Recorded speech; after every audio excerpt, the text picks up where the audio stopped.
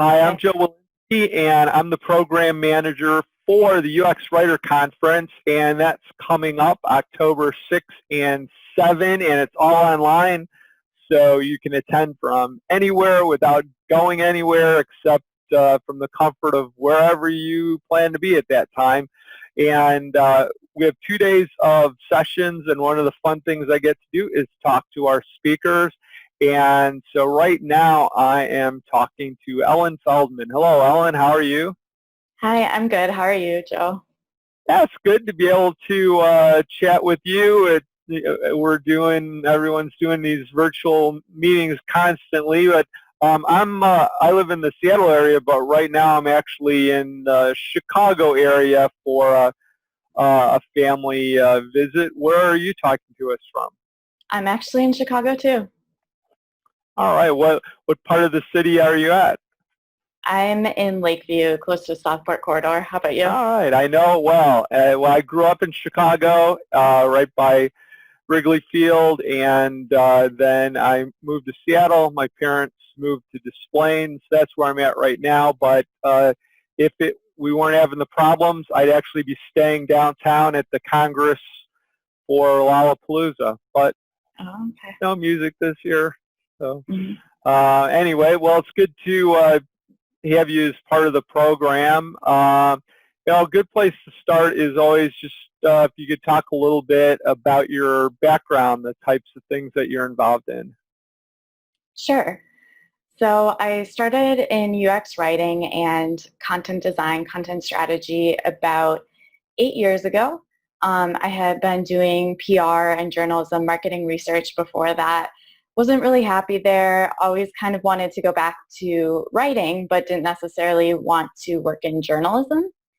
And I sort of stumbled. I was trying to get a copywriting job, but instead sort of stumbled into UX writing and never looked back. Was really happy to find a job where I could write, but also pay the bills, unlike journalism.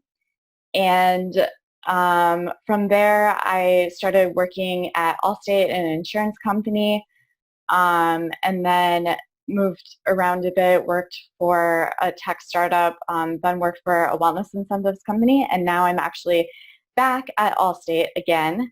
So a lot of my experience has primarily been in the insurance, tech type of spaces, but primarily focusing on UX writing and content design.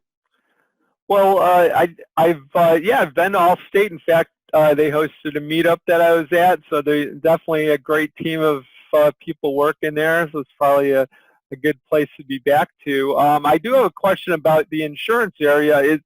Is there anything in particular about insurance as a domain to work in and writing different from maybe other industry areas?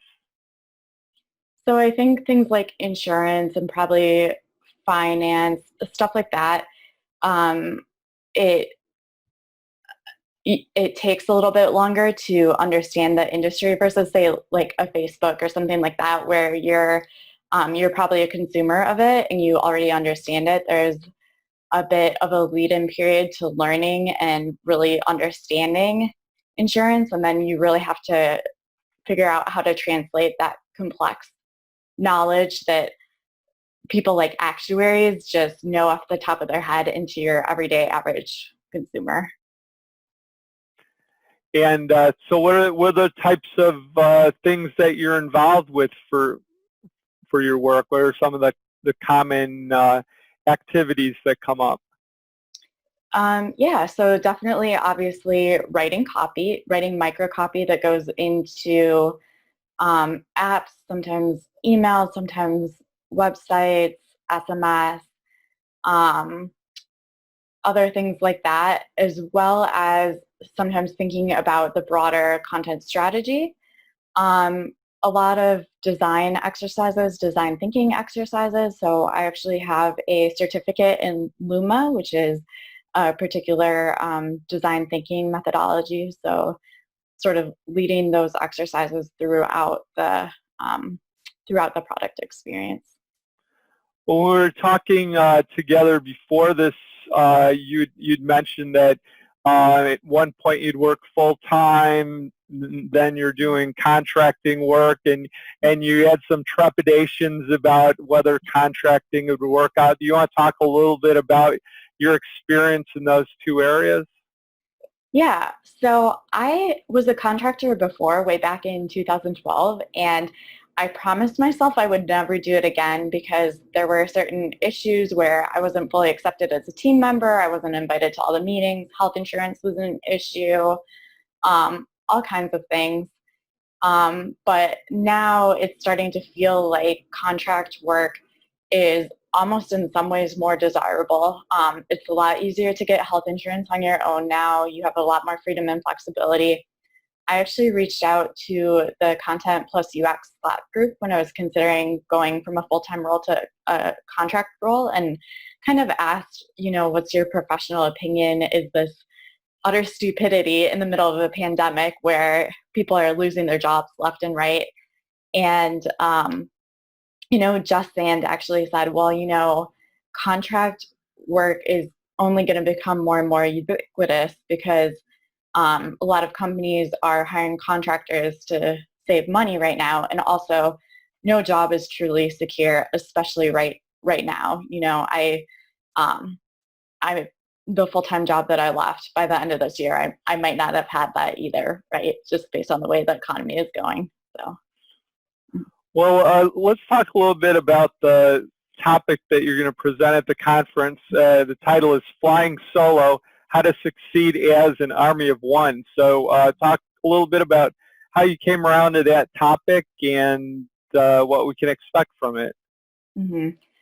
So the full-time job that I just left, I was the one and only UX writer. I was also the first one, and that presented a lot of challenges, but there was also a lot of opportunity there. And I haven't really seen a ton of resources on how to handle that. So I was kind of swimming and wading through and figuring it out on my own. And I had been a solo UX writer once before and kind of had some failings at that. So I felt like this was really my chance to sort of stumble and learn through it. And there were things that worked really well and things that didn't. But I think overall, it's a really great opportunity to kind of figure out how to show your value. And because you are the first one, they don't have any pre-existing ideas about what UX writing is. So the other thing is that I've seen in a lot of conference talks is that I'll go to them and I'll feel really inspired, but then I go back to the office, go back to my desk, and I realize that even though I felt really inspired, I don't know how to bring back those learnings to my job or my role. So I really want this talk to be sort of a practical step-by-step guide, almost a checklist of things that you can check off to help yourself show value to your team and to your peers. Not only as a solo UX writer, but also even if you're just on a team where you feel like you're not getting as much traction or not showing value as well as you possibly could be. I think that's going to be of interest to a lot of people at the conference because, of course, like you're saying, it's never clear, what the future holds, and we might be an army of one at some point, even if we're not right now. Mm-hmm. Definitely.